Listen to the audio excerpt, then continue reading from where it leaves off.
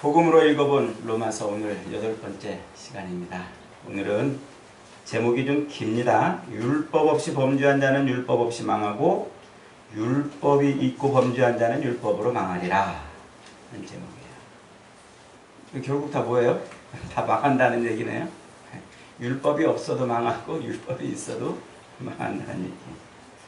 우리가 지난 시간까지 1장 그리고 2장 11절까지를 잘 살펴봤습니다.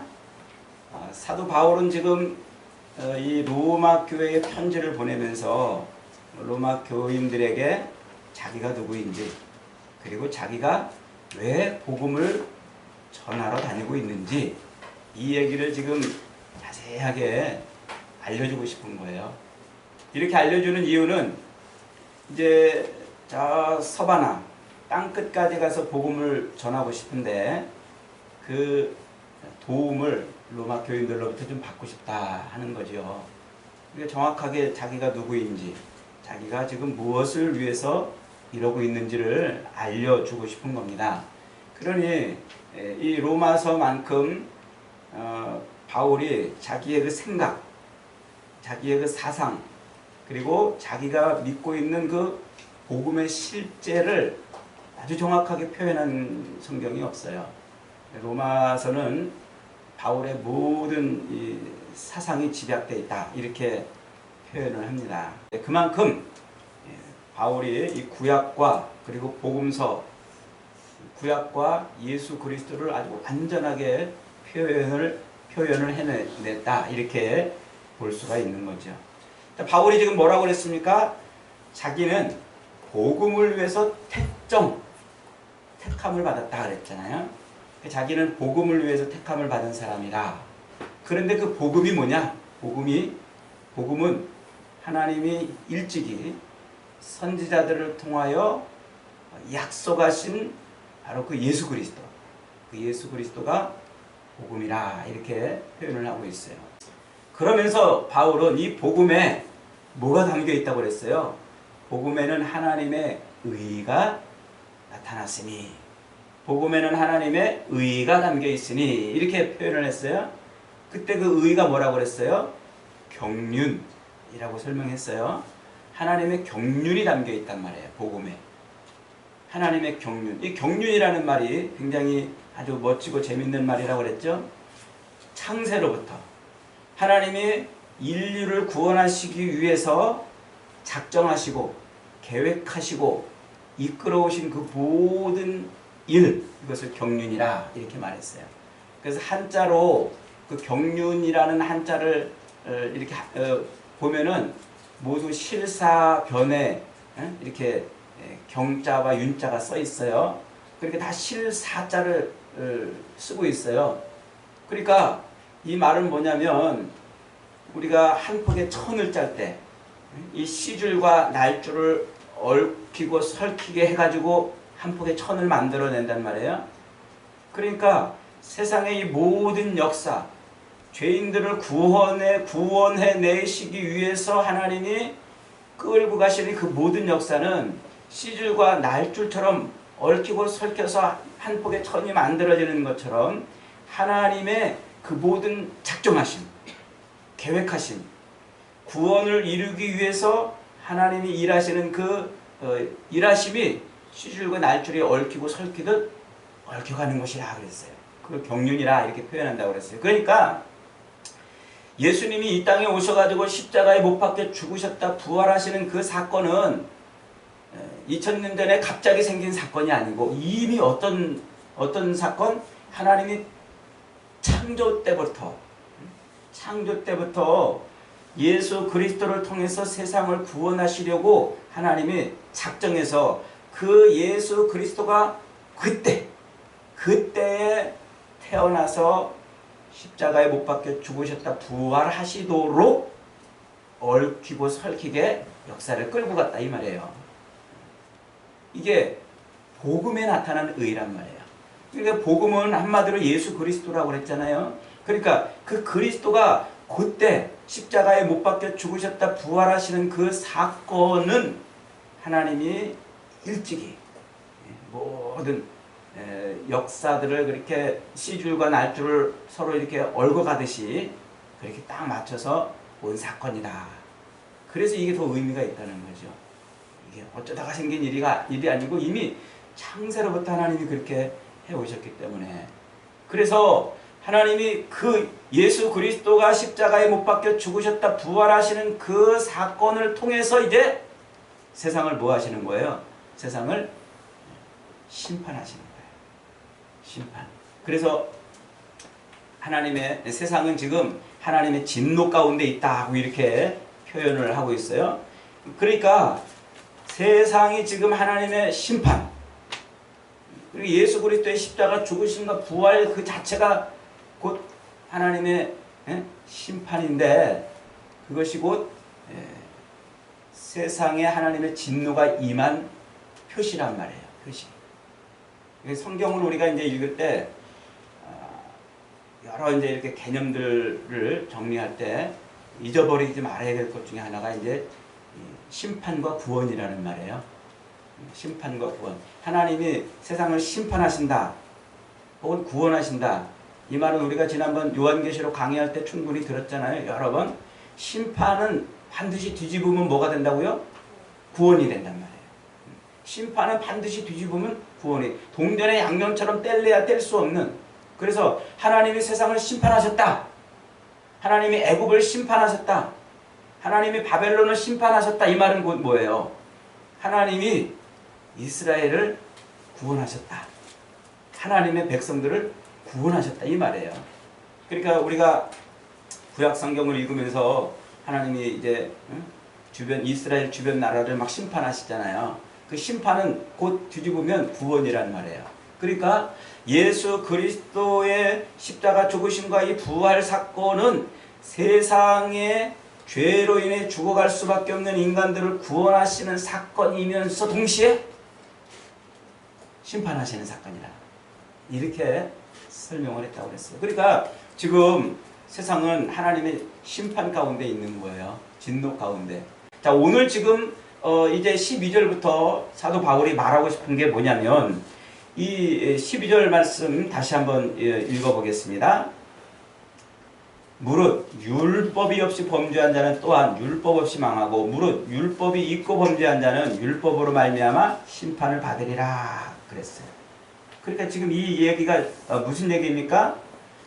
이 갑자기 이제 율법이라는 얘기가 툭 튀어나오니까 여기서 이제 많은 사람들이 좀 혼동을 일으키고 헷갈려 해요. 더군다나 13절을 읽어보면 13절에는 이렇게 표현되어 있어요. 하나님 앞에서는 율법을 듣는 자가 죄인이 아니요, 듣는 자가 의인이 아니요, 오직 율법을 행하는 자라야 의롭다 하심을 얻으리라. 이러니까 율법을 행해야 되는구나. 율법을 듣기만 하는 게 아니라 행해야 되는구나. 이래서 율법을 통해서 구원을 얻을 것이다 하고 말하는 사람들이 있어요. 또 율법을 통한 행위 구원을 주장하는 사람들이 있어요. 혹은 거기서 조금 더 나가서 우리 인간은 절대로 율법을 지킬 수 없는 사람들인데 그 율법을 완전하게 성취하신 분이 예수님이니까 예수님을 통해서 구원을 얻는다, 이 얘기를 지금 하시는 거구나. 이렇게 이제 이해를 한단 말이죠. 그러나 본문은 그걸 말하려는 게 아닙니다. 자, 이걸 이제 놓치면, 이 개념을 놓치면 엉뚱한 골목에 들어가서 이제 헤맵니다. 지금 1장부터 로마서 1장부터 3장까지는 저 위에 드론을 띄워가지고 또 도시 전체를 내려다 봐야 되는 거예요. 지금 골목에 들어가서 헤매면 안 돼요. 그러니까 지금 뭐 이게 율법을 지켜야 되느냐 말아야 되느냐 이 얘기를 하고 있다고 이렇게 생각하면 안 돼요. 지금 여기서 사도 바울이 말하고 있는 율법은 우리 인간에게 기본적으로 하나님이 새겨놓으신 하나님의 법이에요. 하나님의 법. 이 성경에서 율법은 주로 이제 구약 성경에서는 히브리어로 토라 이렇게 표현을 하여 토라, 뭐 다른 말로도 표현합니다만 이제 중요한 개념이 토라예요. 그리고 이제 그것을 헬라어로 번역하면은 이제 노모스라고 이렇게 표현을 합니다. 그러니까 헬라어로 이 구약의 히브리어로 토라가 헬라어로 노모스라고 이렇게 번역이 되는데 이것은 다양한 의미로 쓰여져요. 실상 쓰여질 때 주로 이제 토라는 어떤 의미로 쓰여지냐면 하나님께서 이스라엘 백성들에게 언약으로 주신 말씀, 하나님이 이스라엘 백성들에게 언약으로 주신 말씀, 하나님의 말씀을 주로 이제 토라라 이렇게 이스라엘 유대인들은 이해를 해요. 이스라엘 백성들은. 그런데 사도 바울은 다른 서신서에서 이 토라라는 말을 좀 더 광범위한 그리고 자유자재로 이런 말을 쓰는 거예요. 그러니까 이제 이렇게 이해를 하시면 되겠어요. 우리나라 대한민국 헌법이 있죠. 대한민국 헌법. 그리고 그 헌법, 대한민국 이 헌법 외에 그 헌법을 이루기 위한, 헌법을 성취하기 위한 시행법들이 많이 있어요. 이제 시행령들이 그 많은 법들이 그 많은 법들은 이 헌법의 전문을 성취하기 위한 거예요. 그래서 그 많은 법들이 이제 있는데 이 법들은 헌법의 가치를 훼손하면 안 돼요. 헌법보다 더 중요하게 다뤄지지 않아요. 헌법이 제일 중요한 거예요. 그리고 그 헌법의 가치를 구현해내고 실현하기 위해서 하위법들이 존재하는 거예요. 그러니까 지금 이 토라라는 개념도 이스라엘 백성들에게 그런 개념으로 이해가 돼요. 하나님이 언약으로서 이스라엘 백성들에게 주신 말씀임과 동시에 그들의 삶의 규범으로 주신 말씀들이란 말이에요. 규범으로. 그걸 토라 이렇게 이제 표현하고 율법이라 이렇게 말해요. 사도 바울은 이것을 아주 자유롭게 쓴단 말이에요.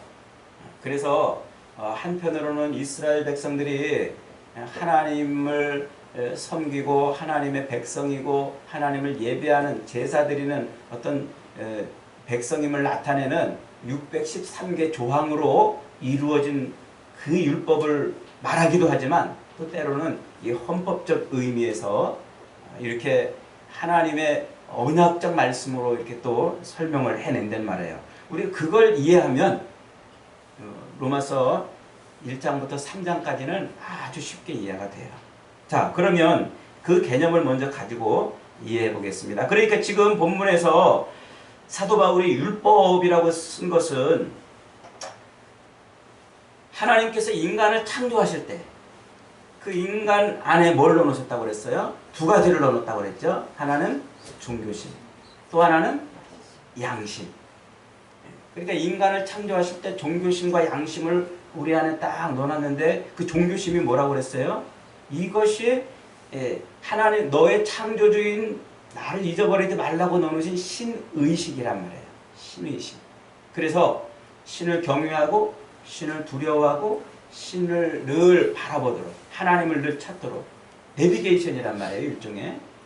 그런데 이게 마귀의 유혹으로 이게 망가져 버렸어요. 내비게이션이 올바로 작동을 안 해요.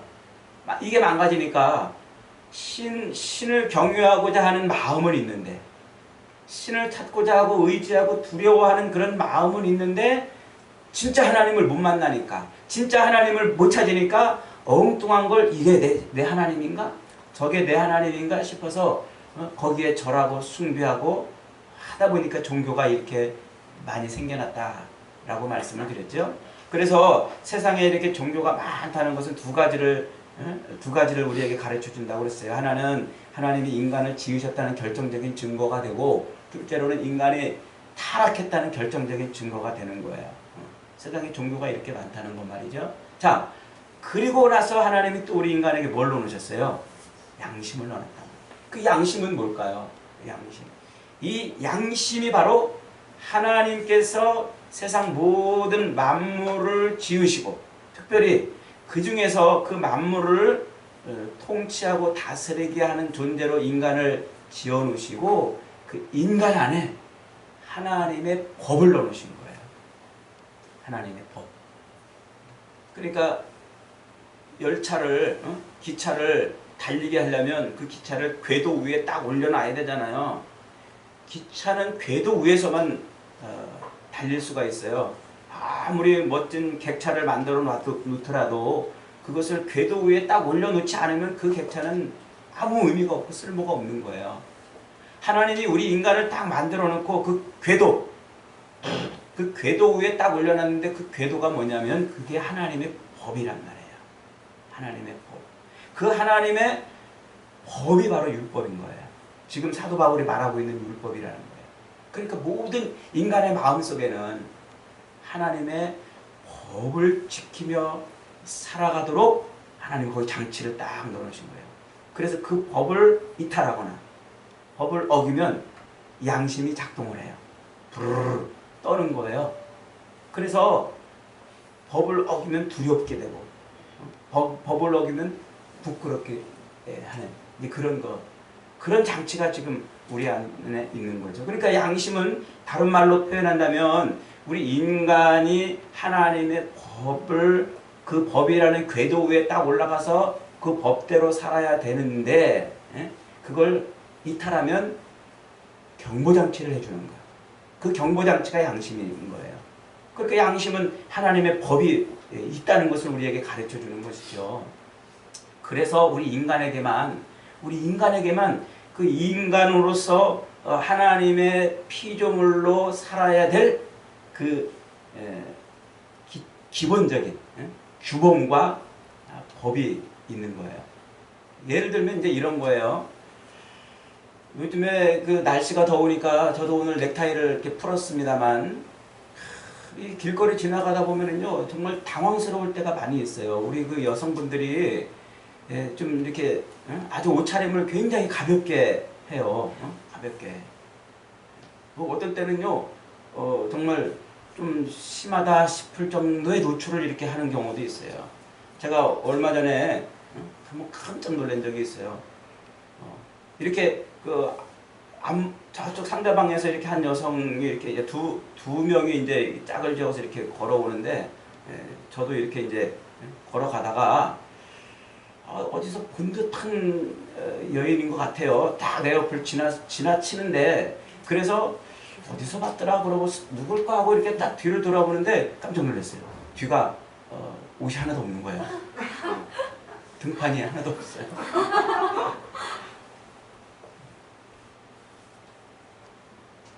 여러분 이 여자들 죄송합니다. 여자들만이 아니라 남자들도 그렇고 사람은요 옷을 홀딱 벗고 다니면 어떻게 해요? 그 옷을 홀딱 벗고 다니면 자랑스러워요? 막 홀딱 벗고 막 걸어 다니는 걸 막 즐거워하고 신나하고 그러나요? 부끄럽죠. 홀딱 벗고 다니는 모습은 부끄러워요. 왜 부끄러울까요? 왜? 그게 하나님이 인간을 지을 때 인간 안에 넣어놓으신 규범이에요. 그게 율법이란 말이에요. 옷을 홀딱 벗으면 부끄러움이 느껴지게끔 하나님이 만들어 놓은 거예요. 개나 고양이는 홀딱 벗어도 아무렇지 않잖아요. 이 동물의 세계는요 홀딱 벗어도 별로 그렇게 부끄러움을 못 느껴요. 자, 퀴즈를 하나 낼 테니까 한번 맞춰보세요. 그래서 밤에 이제 이렇게 보면은 쓰레기 분리수거 하는데 몰래 갖다 버리는 사람들이 있어요. 쓰레기를 분리수거 안 하고 몰래. 퀴즈. 사람들이 왜 밤에 몰래 그렇게 쓰레기를 갖다 버릴까? 첫째, 밤에는 만유인력이 태양보다 달의 만유인력이 작아서 쓰레기를 버리기 쉽다. 둘째, 밤에는 이 쓰레기 무게가 좀 가볍기 때문에 갖다 버리기가 쉽다. 셋째, 남들 눈이 있어가지고 걸리면 부끄럽고 창피할까봐 그렇다. 몇 번?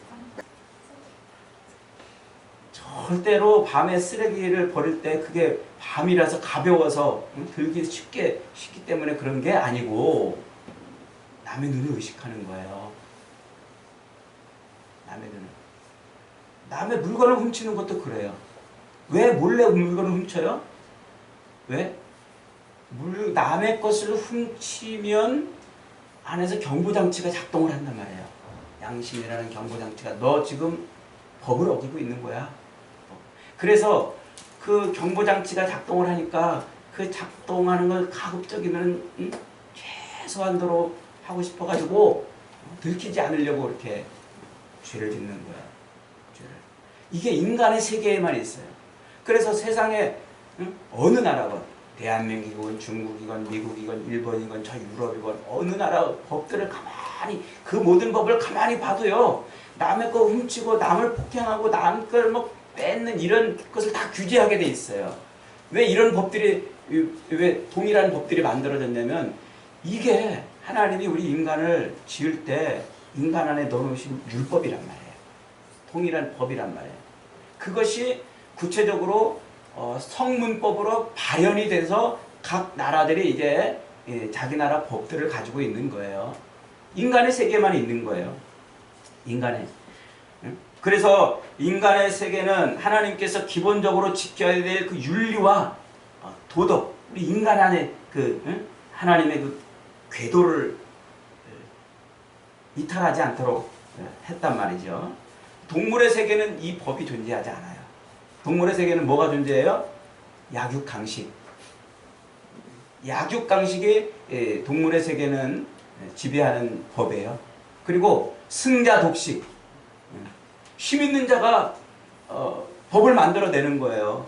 그게 동물의 세계예요. 오늘날 우리 정부가 들어서 가지고 약자를 자꾸 보호하려고 그러고 힘없는 사람들을 자꾸 도우려고 그러고 승자독식하지 않도록 법을 자꾸 만들려고 애를 쓰는 이유가 뭐예요? 우리가 동물의 세계가 아니기 때문에 그래요. 이게 인간이기 때문에. 하나님이 우리 인간으로 하여금 인간의 그 피조물인 인간으로 하여금 기본적으로 살게 하는 그 삶의 규범이 있기 때문에 그런 거란 말이죠. 그걸 지금 사도 바울은 뭐라고 표현하고 있다? 율법이라 이렇게 보고 있는 거예요. 율법. 이 율법이 이제 뒤로 가면은 범위가 싹 축소돼가지고 이스라엘 백성들에게만 하나님의 백성으로서의 그 존재감, 하나님의 백성으로서의 정체성을 드러내는 그런 규범으로 주신 율법. 이걸 뒤에 가서는 그렇게 봐요, 이제. 그러나 지금은 큰 개념으로 본단 말이죠. 이해가 되셨나요? 그러니까 우리 인간에게는 다 뭐가 있어요? 다 율법이. 그 율법대로 살도록 돼 있단 말이에요. 그런데 왜 인간이 지금 그 율법을 어기고 왜 동물의 세계가 아닌 하나님의 그 창조물로서 피조물로서 인간의 그 본연의 모습을 지키며 살아야 되는데 왜 동물의 세계처럼 살고 있냐는 거예요. 왜? 그게 뭐야? 그게 지금 하나님의 법을 지금 어기고 있다는 거죠. 그래서 복음이 그 하나님의 법을 어기고 있는 그 인간에게 복음이 필요한 거라는 거예요. 복음이 아니고서는 이 인간들이 도무지 치료될 수 없고 회복될 수 없고 이 동물의 세계를 깨트릴 것이 없는 거예요. 이걸 극복해낼 것이 없는 거예요. 그래서 16절에서 뭐라고 말합니까? 아주 중요한 말씀이 있죠. 16절 다시 한번 보겠습니다. 시작. 곧 나의 복음에 이른 바와 같이 하나님이 예수 그리스도로 말미암아 사람들의 은밀한 것을 심판하시는 그날이라. 그러니까 지금 예수 그리스도로 하나님이 세상을 심판하신다고 그랬어요. 자, 근데 심판은 뒤집으면 반드시 뭐? 그리스도로 구원하고 있다는 말이에요. 지금 그러니까 하나님이 그리스도로 구원하고 있다. 그러니까 십자가로 구원을 하고 있는 거예요. 십자가에서 못 박혀 죽으셨다 부활하신 그 그리스도의 그 사역을 통해서 우리를 지금 회복시키고 있는 거예요. 여러분, 십자가가 뭐라고 그랬어요? 여러분, 우리 소풍교회 교우들은 이제 십자가에 대해서 여러 번 설교했기 때문에 잊어버리지 않을 거예요. 십자가는 내가 이 땅에서 사는 인생에서 짊어져야 되는 인생의 짐이 아니에요. 어떤 권사님은 말 안 듣는 자식, 저 자식이 내 인생의 십자가야. 이렇게 탄식하는 분들도 계시고, 또 이 남편이 그냥 고통스럽게 하면, 아유, 저 인간 내 십자가야. 이렇게 말하는 사람들 있고. 그런데 그런 이 땅에서 생로병사를 겪으면서 죄악의 그 발목 잡혀 살고 있는 인생들은요, 그런 일을 누구나 다 겪어요. 안 겪는 사람은 어디 있어요? 자식 때문에 가슴앓이하고 남편 때문에 고통스러워하고 물질 때문에 힘들어하고 질병 때문에 또 괴로워하고 뭐 이런 그런 삶을 다 겪어요. 근데 그게 십자가라고 말하는 사람들이 덜어 있는데 그거 십자가가 아니에요. 그거는 인생의 짐이에요. 짐.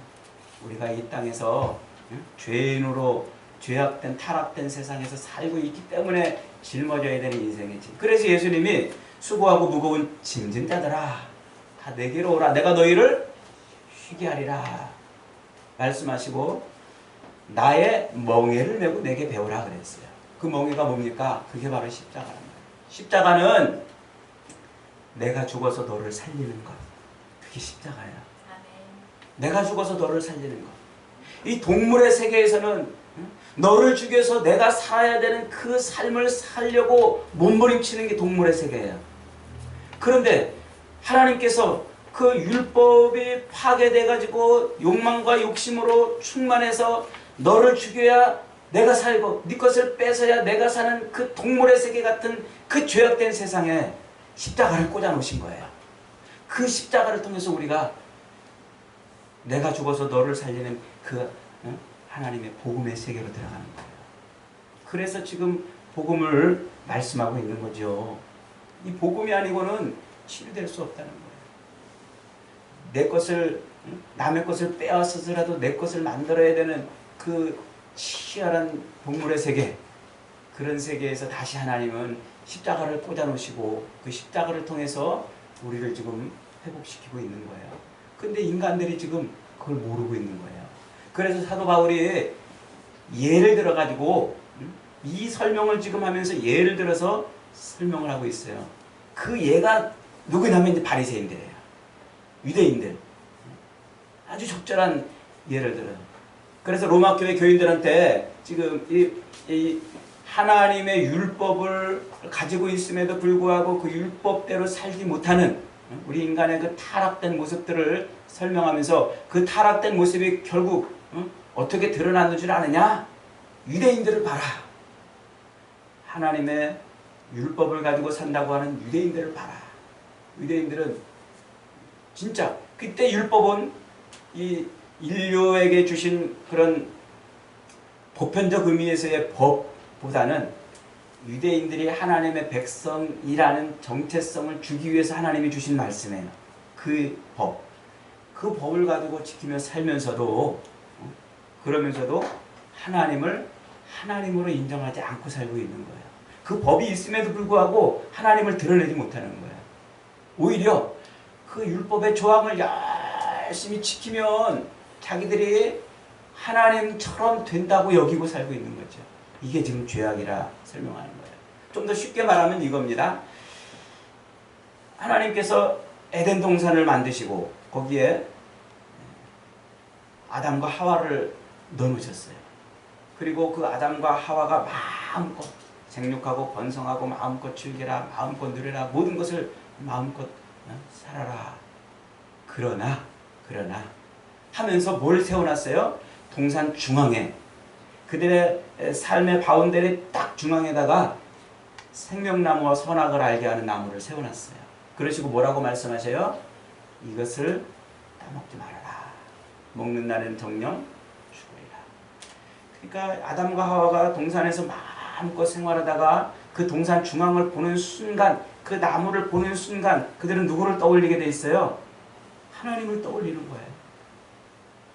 동산 중앙의 나무를 보는 순간 그들은 하나님이 여기 에덴 동산의 주인이시구나 하는 것을 떠올리는 거예요. 그러니까 이 생명나무와 선악을 알게 하는 나무는 표지판이에요. 누구를 보게 하는? 하나님을 보게 하는. 하나님이 아니고는 살 수 없구나. 하나님의 은혜로 지금 내가 살고 있구나. 이 모든 것이 다 하나님의 것이구나. 내가 누리고 있는 이 모든 것이 하나님 것이 아닌 것이 하나도 없구나 하는 것을 보는 거예요. 그걸 볼 때마다 그 생명나무와 선악을 알게 하는 나무를 동산 딱 중앙에 세우는 그걸 볼 때마다 아, 이 모든 게 다 하나님의 것이구나. 나는 지금 하나님의 은혜로 살고 있구나 하는 것을 보여주는 표지판인데 그걸 걷어차버린 거예요. 그걸 걷어차버려요. 그리고서 하나님 없이 사는 존재가 된 것이죠. 그러니까 이스라엘 백성들에게 하나님이 그들의 삶의 규범으로, 그들의 이스라엘이라고 하는 정체성을 갖기 위한 규범으로 주신 그 율법, 그 율법이 뭐 하는 거예요? 하나님을 보게 하는 거란 말이죠. 에덴 동산에서 생명나무와 선악을 알게 하는 나무처럼 하나님을 보게 하는 것이지, 그 율법의 조항들을 지켜냄으로써 하나님처럼 사는 것이 아니에요. 그런데 바리새인들은 지금 어떻다고요? 유대인들은 그 율법을 보고서, 자기들에게 주신 그 율법을 보고서 우리가 하나님의 은혜로 사는구나, 이 모든 게 다 하나님의 은혜구나, 그렇게 하나님 앞에 무릎 꿇고 산 게 아니라 그 조항을 지킴으로써 자기의 내가 이걸 지켰어, 내가 이것도 지켰어, 이것도 했어, 저것도 이뤘어, 자기의 뭐를 드러내는 거예요? 자기의 의의를 드러내는 그런 것으로 법을 바꿨단 말이에요. 그게 그렇게 법을 바꿨단 말이에요. 그게 타락된 증거라는 거죠. 마귀의 미혹을 받아서 그 열매를 따먹음으로 말미암아 하나님처럼 되고 싶은 그런 것처럼 율법을 지킴으로써 의로운 존재가 되는 그런 존재로 사는 거예요. 그게 지금 이스라엘 백성들, 유대인들의 실수라고, 지금 실패라고 설명해주고 있는 거예요. 그러니까 지금 이 로마 교회 교인들은 대부분 다 유대인들이었을 거예요. 흩어진 유대인들. 그러니까 이 유대인들은 율법에 대해서 너무나 잘 알고 있는 거죠. 율법이 뭐 하는 것이고 율법을 지키려고 어떻게 살아야 되는지를 너무나 잘 알았던 사람들인데, 그 이야기를 듣는 순간 그들은 율법에 대한 잘못된, 오해된 그들의 삶을 깨닫게 되는 것이죠. 오늘 지금 2장 마지막 절까지 바울이 그 얘기를 하는 거예요. 이 율법을 주신 목적 뭐라고요? 하나님을 바라보게 하는 거예요. 하나님이 아니면 살 수 없고, 우리가 지금 살고 있는 이 모든 것이 다 하나님의 은혜로구나 하는 것을 깨닫는 것이죠. 여러분, 오늘 저와 여러분을 하나님께서 그리스도의 십자가로 구원해 주셨어요. 여러분, 예수 그리스도의 십자가를 통해서 여러분들 하나님의 자녀가 되고 백성이 된 줄 믿으시기 바랍니다. 그 그리스도의 십자가를 통해서, 그러므로 우리가 봐야 될 게 뭐예요? 에덴 동산의 중앙에다가 생명나무와 선악을 알게 하는 나무를 심어 놓으시고 하나님을 바라보게 하신 것처럼, 우리 삶의 중심에다가 십자가를 딱 심어 놓고 하나님은 우리로 하나님의 은혜로 사는 존재이구나 하는 것을 깨닫게 하는 거예요. 오늘 저와 여러분이 이 복음의 이 놀라우신 이 뜻을 우리가 잊어버리면 안 되겠어요. 열심히 교회 안 빠지고 신앙생활 잘 해야 되고, 또 열심히 또 봉사해야 되고, 교회에서 만들어 놓은 어떤 프로그램을 열심히 잘해야 그것이 복음으로 사는 게 아니고, 나는 할 수 없는데 하나님이 하신다고, 나는 하나님의 은혜로 살고 있는 존재라고 하는 것을 깨닫는 게 그게 복음이에요. 이 복음으로 살아야 우리 삶에 기쁨이 있고 우리 삶에 행복이 있는 겁니다. 사랑하는 여러분, 이 십자가 복음으로 저와 여러분의 삶이 완전히 바뀌어서 율법을 지켜서 뭔가를 행해서 신앙인이 되는 것이 아니라 하나님 앞에 턱 엎드려서 그 은혜를 구하며 사는 믿음의 사람으로 승리하는 저와 여러분 되시길 주님의 이름으로 축원합니다.